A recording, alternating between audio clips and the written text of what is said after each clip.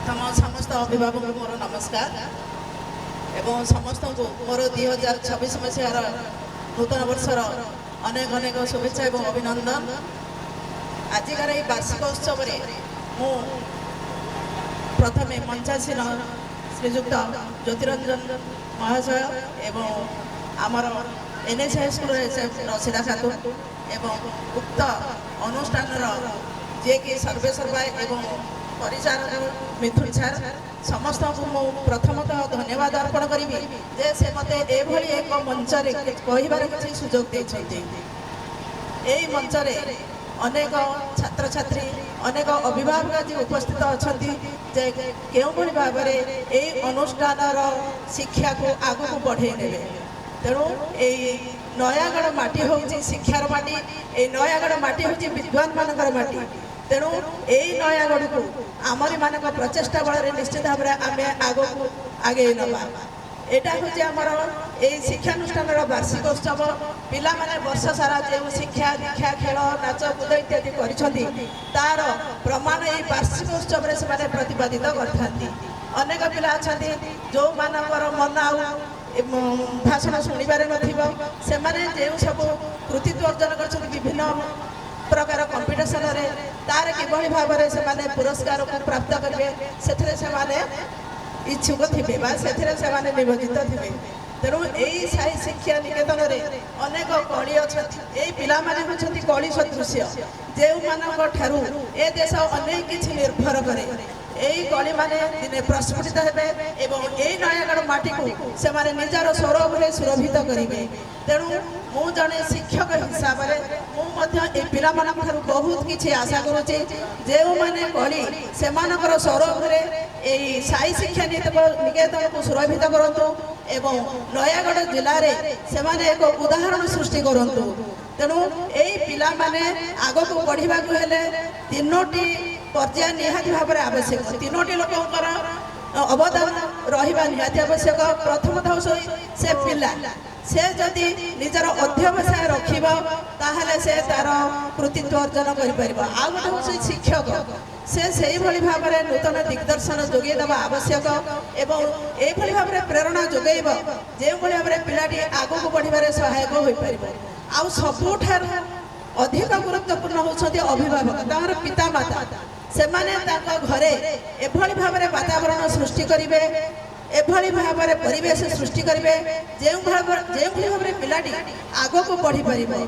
आमर ये अनुष्ठान मिथुन सार से अनेक प्रचेषा कर जहाँफल कि बहु दूर दूरांतर पिला माने आसी एठारे अध्ययनरत अच्छा। तेणु सब सर्वोपरि भाव में गोटे पिला आग को आगेबा समस्त अवदान हूँ अधिक गुरुत्वपूर्ण। यही पिला माने होछंती आम भविष्यतर कर्णधार जो देशर मूलदुआ जेते अधिक शक्तिशाली से देश उन्नतर चरम सीमार निश्चित भाव में पहुँचब।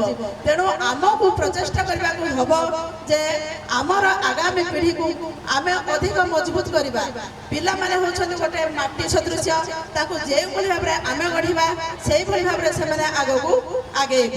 तेणु गार्डियन माने होचंती अभिभावक माने होचंती इनविजिबल पिला से माने अदृश्य स्तंभ से मानकर प्रेरणा से मानकर इंगित पिला आग को आगेब।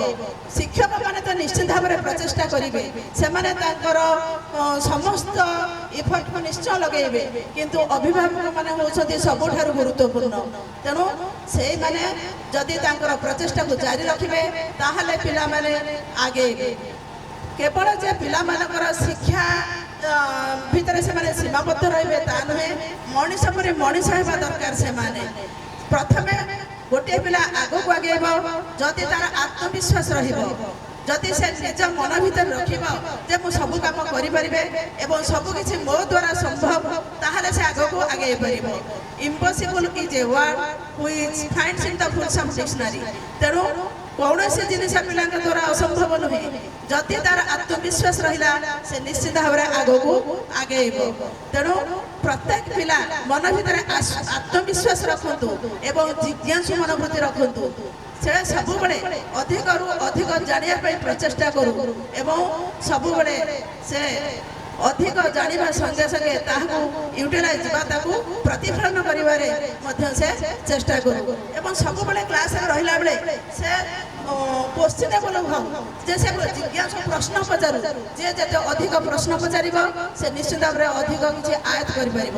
ଆଉ ଗୋଟେ ହେଉଛି ଗୋଟେ ପିଲା ସେ ହେଲ୍ପଫୁଲ୍ ହଉ ବା ଅନ୍ୟ ପ୍ରତି ଦୟାଶୀଳ ହଉ ଅନ୍ୟ ପ୍ରତି ସେ ସମ୍ବେଦନଶୀଳ ହଉ ଗୋଟେ ପିଲାର ବା ଗୋଟେ ବ୍ୟକ୍ତି କେତେ ମାନି କେତେ ଗୁଣୀ କେତେ ଜ୍ଞାନ ଅର୍ଜନ କରୁଛି ତା ବଡ଼ କଥା ନୁହେଁ।